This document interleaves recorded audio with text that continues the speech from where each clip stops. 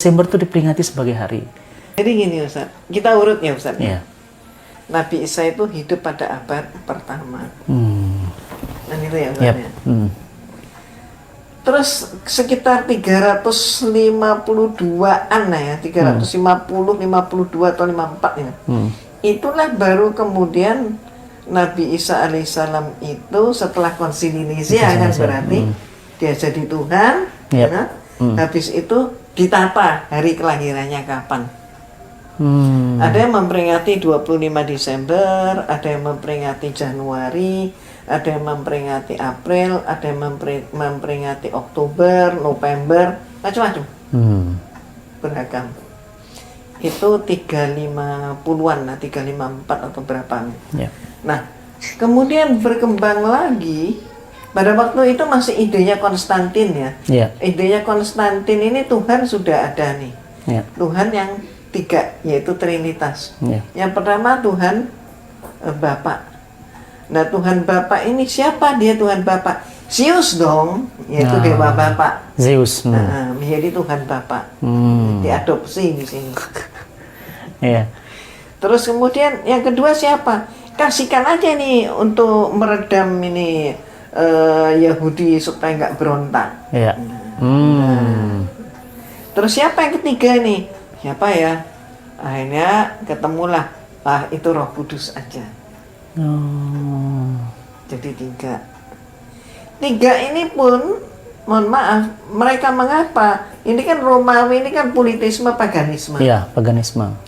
Kenapa mereka mengganti sampai Trinitas, sampai membuat Katolik? Iya. Katolik, arti kata Katolik adalah umum. Jadi awalnya Katolik itu adalah agama untuk bangsa Romawi. Oh, gitu ya. Pendirinya siapa pada saat itu? Konferensi Nicea itu adalah didanai oleh Kaisar Konstantin. Konsili Nicea. Nah, kemudian balik lagi. Siapa ini Yesus? Nah, kenapa kok mereka merubah dari politisme paganisme menjadi Trinitas? Saat itu Imperium Romawi sudah berada di ujung kejayaan, bukan ujung kehancuran malam. Dan penasihat Imperium Romawi menyatakan bahwa ini penyebabnya adalah terlalu banyak Tuhan. Jadi perlu penyederhanaan Tuhan. Oh, simplifikasi Tuhan, disimpelkan Tuhannya. Kenapa? Karena ada dewa perang, ada dewa damai. Perang terus lah, perang dan damai. Dewa gelap, dewa terang. Ya geger terus lah mereka bertengkar kan. Terus macam-macam lagi. Dewa maut, dewa penyelamat. Ya bertengkar lagi mereka. Terus dewa dan dewi. Ya akhirnya ada yang selingkuh lah, ada yang jealous lah, macam-macam lagi gitu. Sifatnya sifat manusia. Sifatnya sifat manusia. Iya. Dan kemudian akhirnya disepakati Tuhan kita terlalu banyak, harus disempurnakan. Tapi kalau menyempurnakan ini menjadi satu nggak mungkin, gengsi Romawi. Ya. Ini hanya dimiliki oleh Yahudi. Jadi oke, kalau gitu coba nggak mungkin. Apa alasannya Ustaz? Ya. Kalau voting gimana? Sangat kacau ya secara akal. Kalau voting kayak gimana imbang jadi akhirnya 3. Kalau draw geger lagi. Menarik. Jadi yang gimana? ketiga? Ya paling sedikit dari yang ganjil. Paling kecil tapi yang ganjil. Mana? 3. Oh ya apa-apa 3, Hindu ya 3 kok. 3. Itulah Trinitas. Jadi sebenarnya kalau mau dikaji secara historis maupun secara kitab itu memang tidak 25 Desember sebenarnya. Nah, kemudian lanjutannya Ustaz, abad ke-5 barulah terjadi konsensus.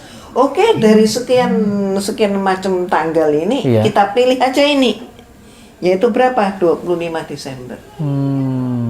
Itu hasil konsensus. Oh gitu.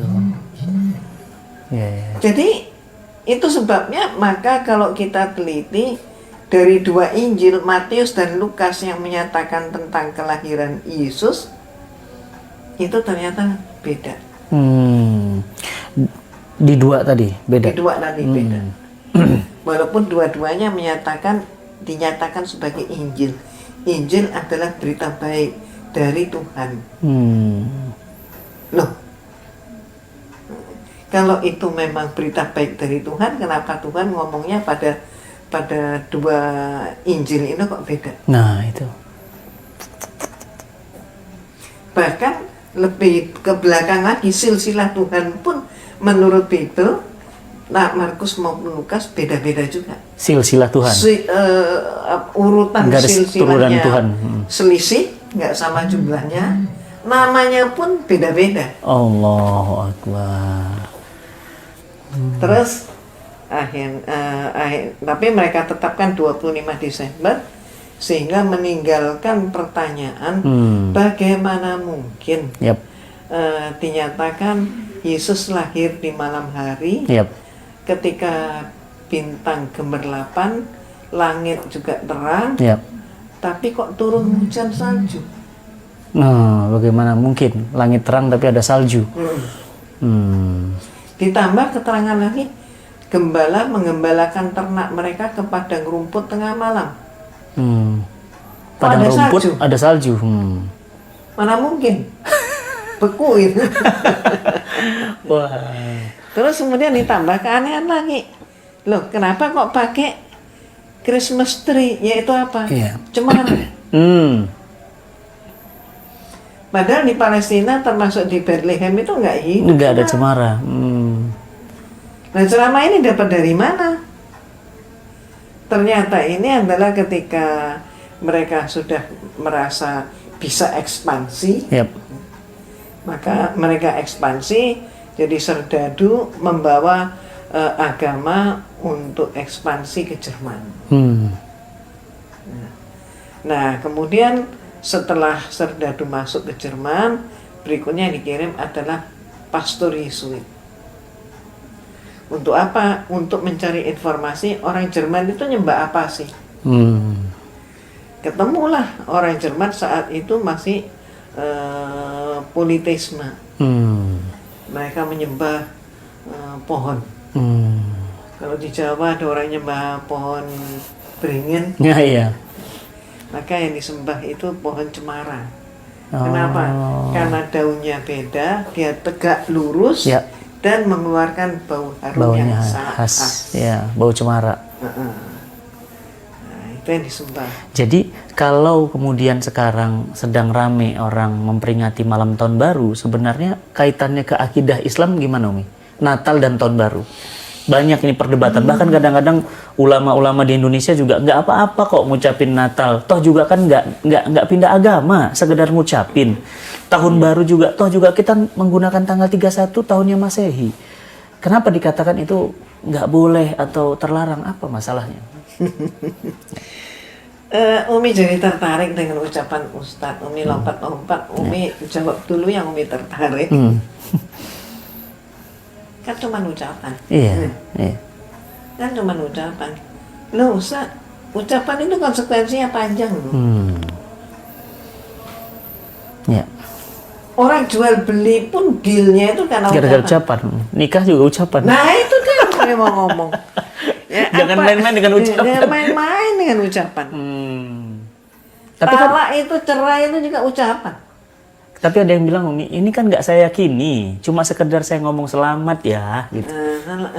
Selamat ya, sama aja nanti suaminya nggak pulang ya, nggak apa-apa kan kamu cuma ngucap, aja gitu. Iya. Sama suaminya, oke, aku sama dia ya, sama perempuan kan cuma lain. ngucap. Kan cuma ngucap.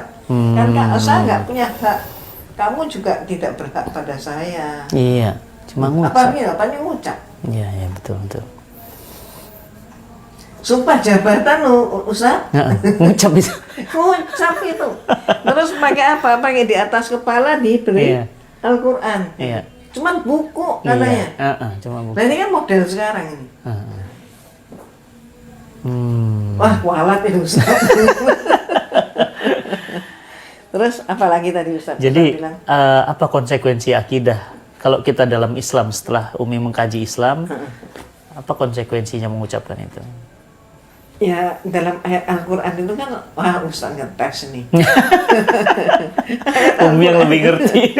Enggak lah. Dalam ayat Al-Quran itu kan jelas kan Ustaz.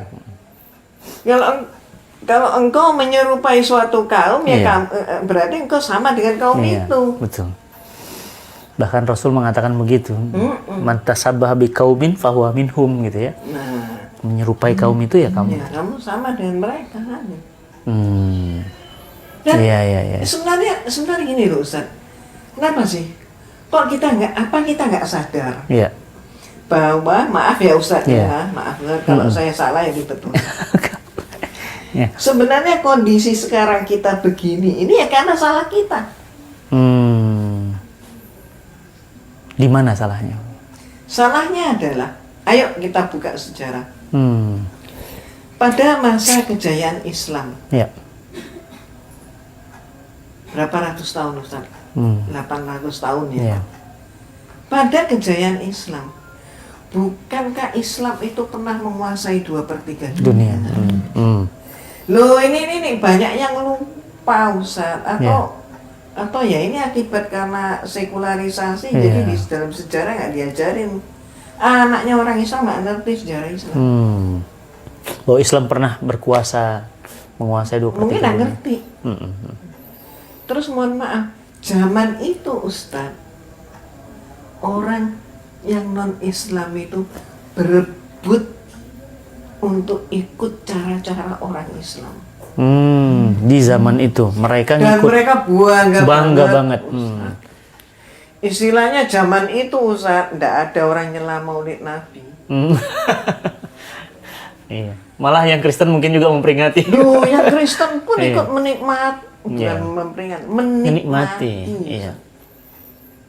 Dan sekarang terbalik kondisinya. Sampai dengan yang namanya tahun baru pun, mohon maaf 1 Hijriah, orang Kristen tuh menikmati. Jadi Tapi kan kita yang punya hari raya, kita nggak merawat, tapi kita malah jelek-jelekin, kita malah nyampah-nyampahin. Ya. Masalah Maulid aja ribut. Ya. Tuh si Kristen, gereja tuh sudah bilang bahwa engkau nggak ke gereja di hari Natal pun nggak apa-apa. Yang penting Paskah ke gereja. Terus kita lihat kenyataannya, banyak mana orang ke gereja antara Natal dengan Paskah? Banyak Natal, loh, padahal tidak merupakan suatu kewajiban. Aneh kan, kalau kita putar balik itu aneh. Ya. Nah, orang Islam sudah diberi hidayah, ternyata kita bisa membuktikan bahwa nikmat iman dan nikmat Islam itu kemuliaannya demikian sempurna, tapi mohon maaf kita nggak bersyukur. Kita malah beranggapan, aduh jadi anak-anak yang terutama sekarang ya, akibatnya apa?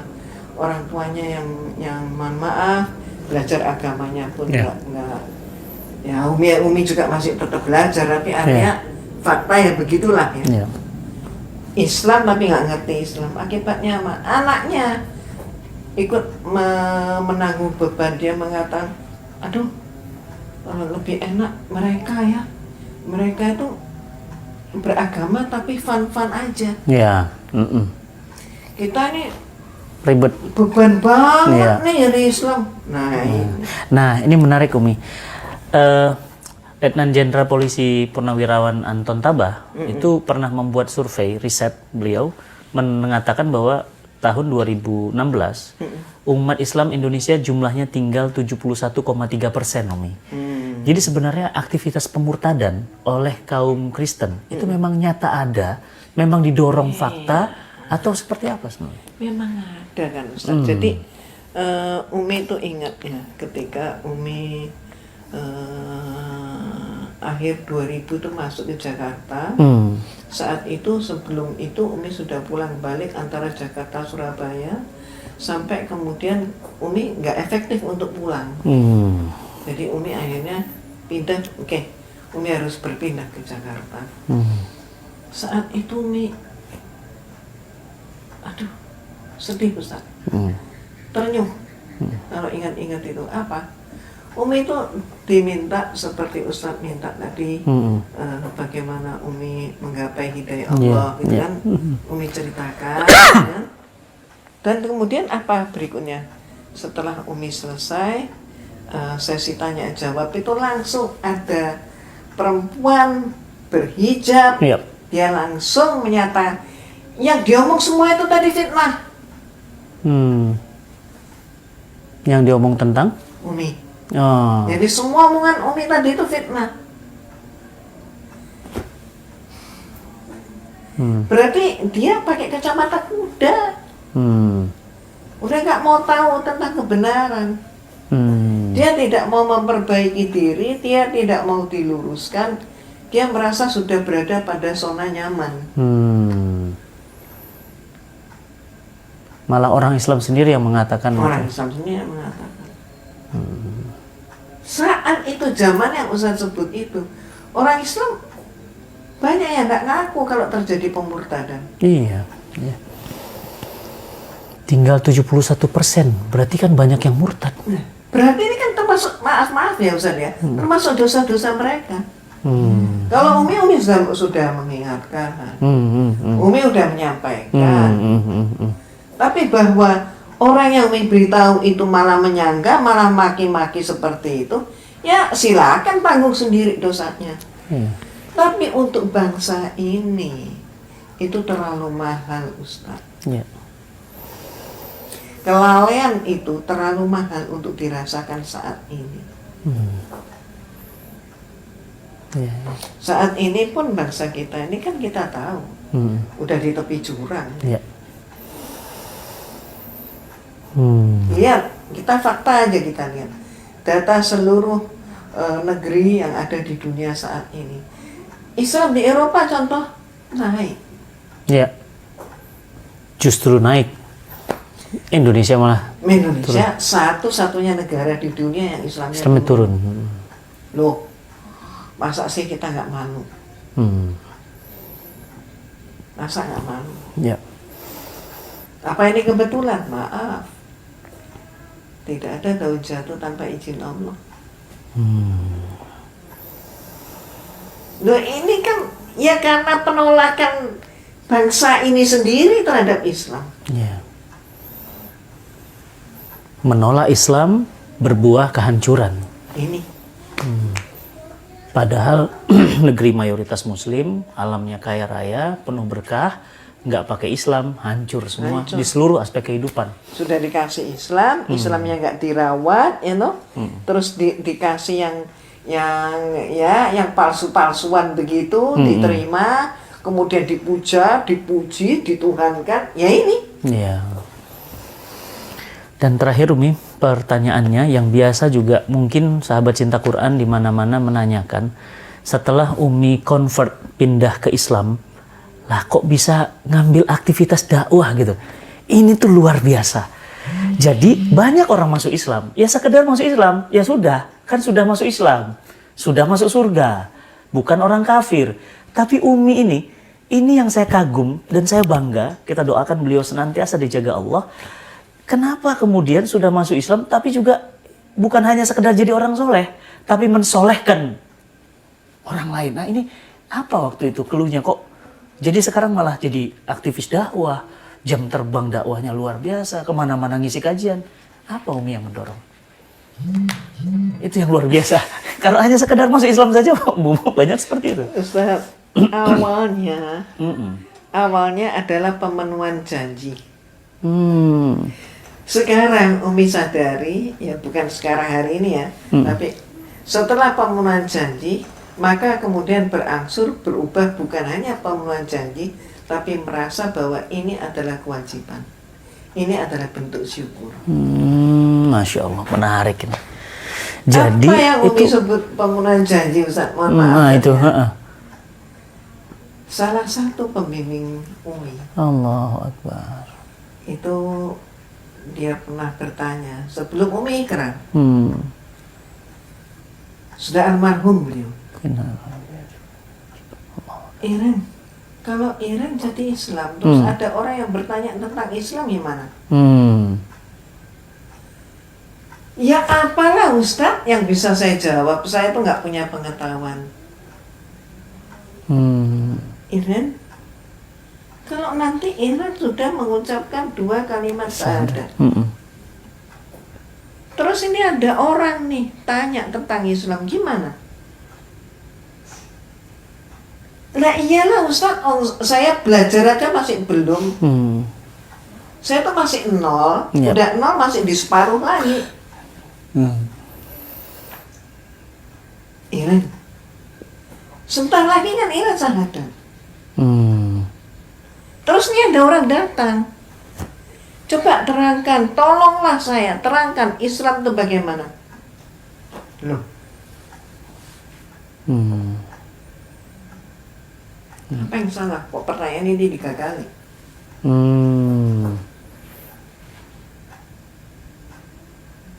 Ya Ustadz, saya masih 0 di separuh, tapi insya Allah saya akan menjawab yang saya mampu. Semampu saya akan saya jawab. Gak lama beliau meninggal. Itulah yang disebut awalnya adalah pemenuhan janji. Jadi sebagai sebuah tanda syukur yang amat sangat, dapat iman Islam, berjanji untuk menjawab tentang Islam. Luar biasa, Masya Allah. Setelah berjalan ternyata Umi merasakan rasanya nggak mampu deh Umi hidup tanpa mensiarkan Islam.